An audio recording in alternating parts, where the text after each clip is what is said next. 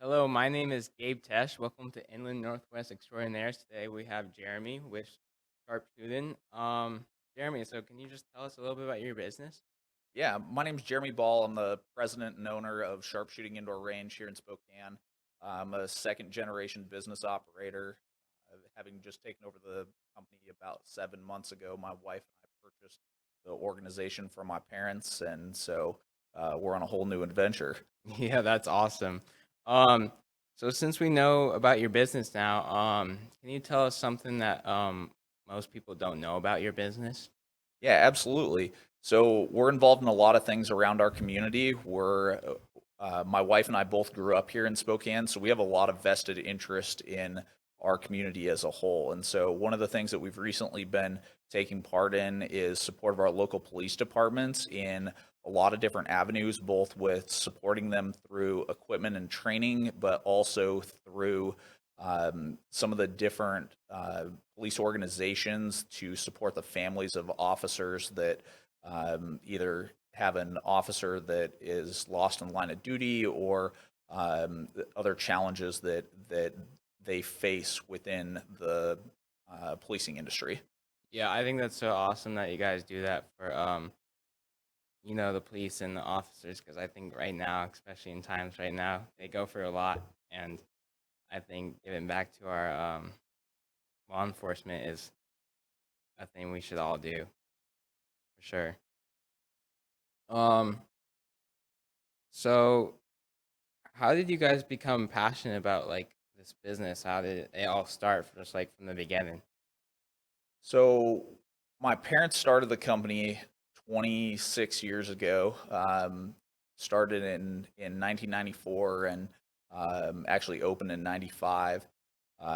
This came out of a college thesis project that my mom had. She had gone back to school. My little sister and I were pretty young. We are still in elementary school at the time, and the my mom had to write a thesis on starting a company and didn't really have any real solid ideas. And my dad took her to go shooting one time, and so this is the first time my mom had ever been around a gun, and the experience was not real. She had a good experience, but the environment wasn't great. So my dad takes my mom to a gravel pit at the end of the runway out by Fairchild. Oh wow. So just not really like a super inviting uh, experience or environment to be in to be a first time shooter. Yeah. And so my mom kind of spun that into this thesis project that she had of how could you make more people want to try shooting. And my mom was never into guns. My dad had owned firearms but wasn't a, I guess, quote unquote gun guy. Hmm. um, and so this kind of snowballed into, eventually it turned into, hey, we're going to look for a building and start a shooting range, which is super random. But so after she completed that project, she spun it into a to a company that we are now 26 years in, and that my wife and I just recently purchased. Wow, that's awesome. That's so funny that I never knew. Like, I've known your family my whole life, because my dad and your dad are really good friends, and I never knew your mom actually started the business. That's kind of interesting because your dad has that military background. So I thought this whole time, oh, your dad must be passionate about guns. That's why he started it. So it's super cool to like know that background story. I think my dad's definitely become more passionate about guns, but definitely always from like a recreational standpoint, not from like the business operational standpoint. And Right. he's always been super supportive of my mom and always had um, input and help from kind of behind the scenes. But as far as like operational things, he's never had an impact. Like he's never been um, there Yeah. to do that. So Right. For sure. So now you're running it. How does that feel? yeah, it's a big transition going from the essentially like a number two position to the number one position. So I've been with the company for about 10 years, and I think it was very apparent to all people involved or people that have visited our range or store before that this was the direction that we were going, and that eventually at some point in time this transition would happen. The question is when was that going to happen, and under what circumstances? And so it finally made sense this last July, and my mom moved on, retired, and my wife and I have kind of taken that head role on. Yeah, that's cool. How do you like? Is this something you've always wanted to do as a kid? Like, have you like you watched your mom and dad like run this business forever, and like, so is this something you always want to do? Like, how excited are you about this? I'm really excited about this. I love firearms. I love firearm technology. I love what firearms stand for. Um, and this is a unique opportunity to really grow a company that is very focused around not only our community but the ability for people to maintain and own guns for a long time. And that's another thing that we're really involved with is the advocacy of firearms ownership. And so that's been a focus of the company for a long time, and that's going to continue to be the case under me as opposed to my parents. My mom will probably likely still stay involved in some of that stuff, or at least I hope she does. Yeah. And so, but as far as fighting legislative issues and things like that, that's it. Unfortunately, it kind of goes with the territory of being involved in an industry that's just constantly under fire. Yeah, definitely. What's a huge challenge or like experience you guys have faced that your business had to like get through? So COVID has created some really unique problems for us, and I think that most people right now would answer that Yeah, every in time. that way. It's COVID, right? And Yeah. to stay away from that, though, I think something that makes us unique and a challenge that we face on a regular basis is the political challenge that our industry faces, and the misunderstanding of firearms in general. There are regularly legislative actions that are being taken against the firearms industry, both here at the state and national level. And so, just within the last 2 weeks, we've had 6 different bills that have been introduced into the Washington State Senate Mhm. on different regulatory things that could potentially be passed in Washington State. And to be honest with you, we're pretty concerned about a few of these. Yeah, wow. That's a lot. I mean, for all gun owners and gun shops, that's a lot to be concerned with. How do you guys like stay ahead of that? Like, what do you do to stay ahead of those things? So to stay ahead of it, the key to us, or for us, has always been the education of people that don't understand firearms. And so we put a significant amount of resources into the educational aspect of guns.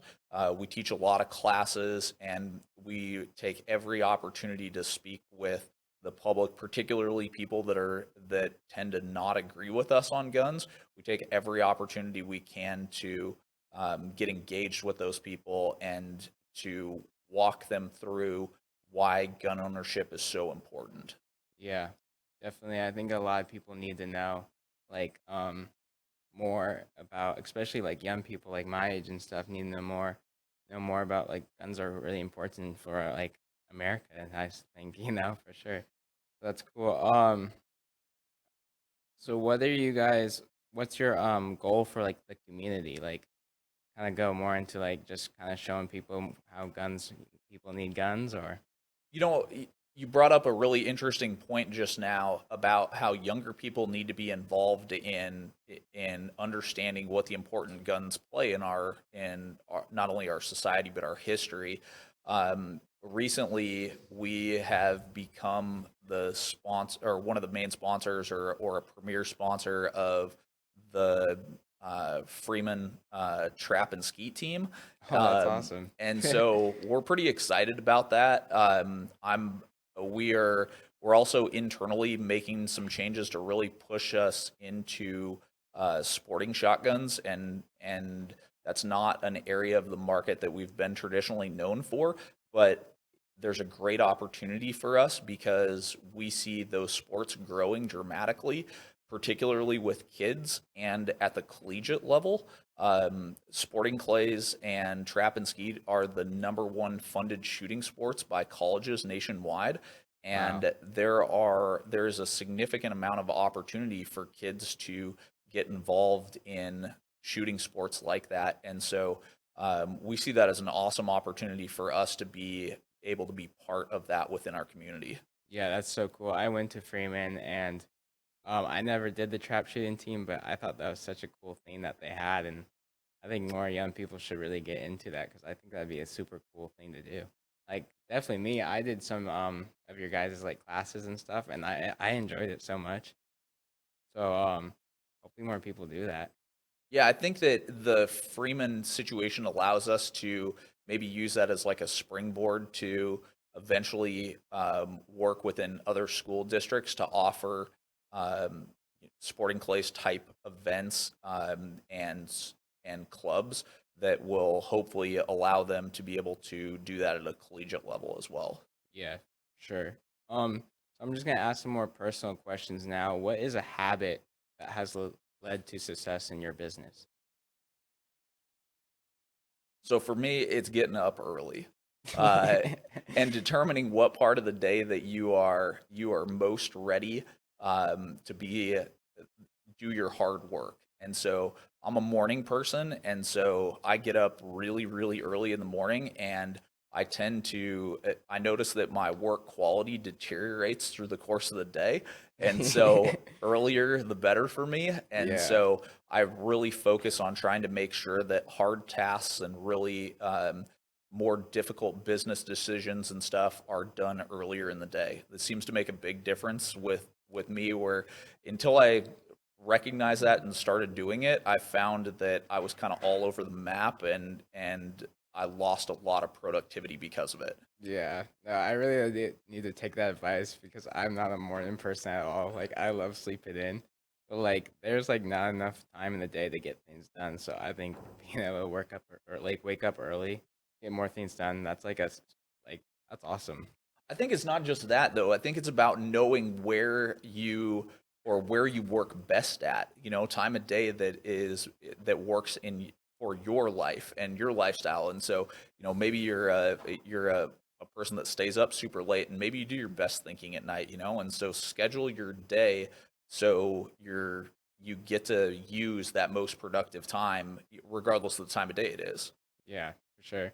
Um, if you could meet anyone in the business world, who would you want to meet? That's a hard question because there's a lot of people I could really think about naming there. One person I've been really fascinated with within the last like year or two is a guy named Don Miller, who operates an organization that's called Story Brand. And I think that some of the stuff that they're doing for businesses to connect with consumers is really, from a marketing perspective, really important in the way that we communicate with our customer base, and particularly like younger people like yourself. Hmm. Instead of using traditional forms of marketing, that's I think really where you see things like influencers and things like that becoming more and more commonplace throughout lots of industries. I think the story aspect of that is the reason for that, is because people want to connect with products and services that do more than just provide a product and service. Yeah, for sure. That's really cool. What's any words of advice you would give to like someone that wants to start a business or anything? Do it. Yeah. Do it. The opportunity to start a business is all you have to have. Everybody's got an idea. The difference between people that start a business and people that become successful is execution. And so if you have an idea, if you're really interested in starting a business, you have to start. That's the hardest thing to do, but it's the most important part of it. And so often people will find that they can be successful in anything they're passionate about as long as they start. Yeah, for sure. Just like the Nike quote, let's do it. Yep, exactly. Well, thank you so much for being on our show. It was awesome learning about your business. Is there anything we can like, you guys have a website or a social media? Yeah, absolutely. So you can find us at sharpshooting.net. We're where you can sign up for classes, you can buy things, and then obviously we're on all of your social media platforms as well. And you can find us through Sharpshooting. Awesome. Thank you for Thank being on you. our show.